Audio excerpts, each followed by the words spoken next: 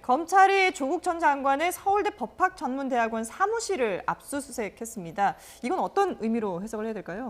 네, 가장 중요한 부분들은 서울대 법학전문대학원이 직접 관여된 부분의 인턴 예. 애정증명서, 인턴 활동증명서를 조국 전 장관의 딸과 아들한테 발급했던 내용이죠. 예. 이 부분과 관련해 가지고는 지금 정경심 교수 관련돼서도 수사를 계속했고요. 네.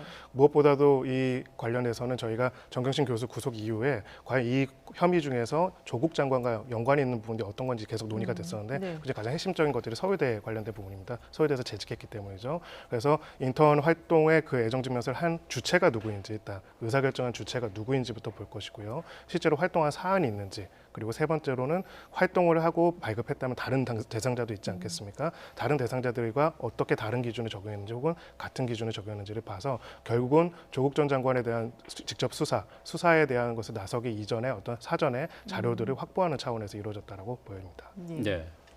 뭐 이미 조 전 장관의 부인과 동생이 구속된 상황이어서 조 전 장관 자신이 검찰에 나와서 조사를 받을 것이다, 임박했다라고 하는 전망들이 계속 나오고 있는데 검찰에서는 아직 정한 바가 없다라고 이렇게 밝히고 있어요. 지금 뭐 한 달 전부터 조국 전 장관은 이제 언제 소환하느냐 그 부분이 굉장히 논란거리가 많이 있었어요. 그렇죠. 예. 근데 지금 어떤 수사 진행 상황을 보면 조 전 장관에 대한 소환은 좀 시간이 좀 더 걸릴 것으로 보입니다. 더군다나 이제 뭐 서울대 로스쿨에 대해서 압수수색했잖아요. 네. 그러면 이제 공인인권법센터와 관련된 부분인데 네. 2009년도에 딸이 여기에서 인턴 증명서를 받았고 또 관련해서 뭐 딸 논문과 관련된 장영필 교수의 뭐 자녀들이랄지 뭐 친구들이 받은 걸로 되어 있거든요. 예. 그래서 예. 인권법센터와 관련된 부분 이런 부분이 조사가 돼야지 일단 뭐 그 압수수색 자체가 이제서 시작이 됐잖아요. 그래서 서울대 로스쿨 사무실 그리고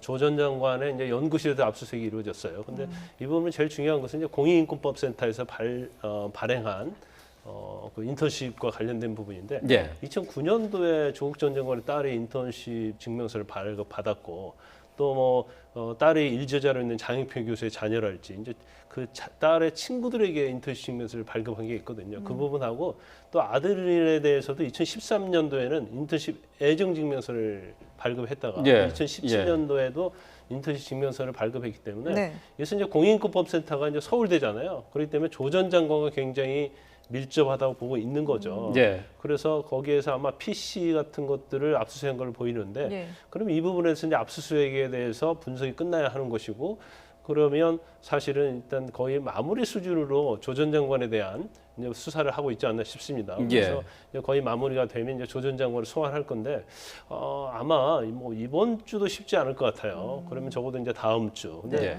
이게 무작정 갈 수는 없는 거거든요. 그렇죠. 원래 이제 정경심 교수의 구속 만기가 11일로 끝나거든요. 11일이죠. 그러면 예. 적어도 그 안에는 마무리할 것이다 봤는데 그것이 지금 보면 이제 쉽지는 않게 보입니다. 아, 예.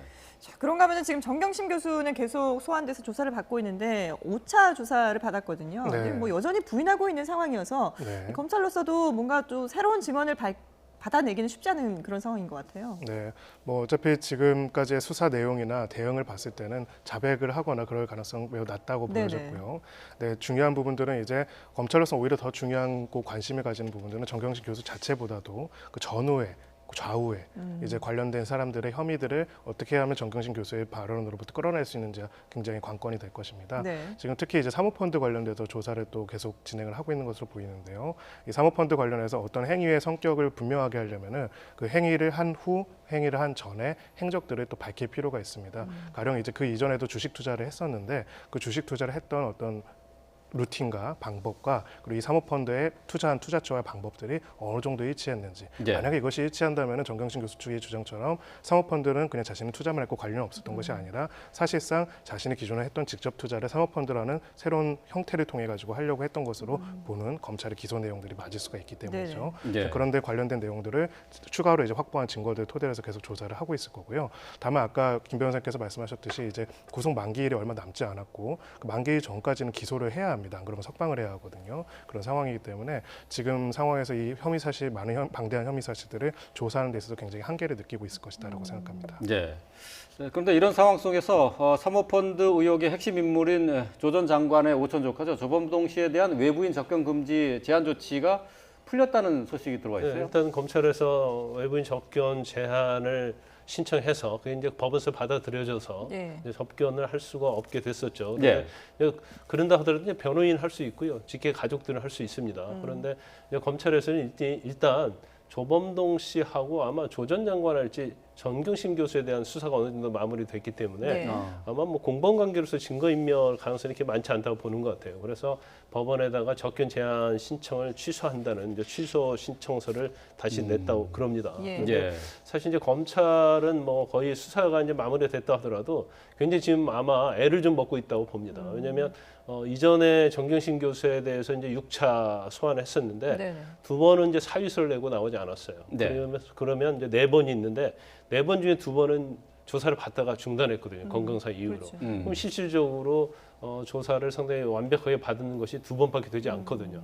그런데 구속만기는 다가오고 있거든요. 예. 그래서 검찰 입장에서는 일단 뭐 구속만기가 지난 다음에도 사실은 정경심 교수가 소환 조사에 응한다고 하면 조사는 할 수 있지만 네. 그건 강제하기는 굉장히 어렵죠. 그래서 예, 예. 조 전 장관에 대한 수사도 그래서 좀 늦어지고 있지 않느냐. 네. 그리고 사실 이제 조 전 장관에 대한 것, 또 정경심 교수에 대한 뭐 휴대폰이랄지 계좌 추적에 대해서 영장 기각이 압수수색 영장 기각이 계속 되지 않습니까? 네. 그렇죠. 그러니까 이제 검찰 입장에서는 굉장히 우회적으로 수사를 하다 보니까 조 전 장관에 대한 어떠한 증거를 확보하는 데 있어서 좀 어려움 많이 겪고 있을 거라고 봅니다. 예. 그래서 수사가 조금 늦어지고 있지 않나 그렇게 추측해 볼 수 있죠.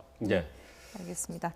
네, 이렇게 조국 전 장관 일가와 관련된 수사까지 짚어봤습니다. 지금까지 김광산 변호사 그리고 김상훈 변호사와 함께했습니다. 잘 들었습니다. 감사합니다.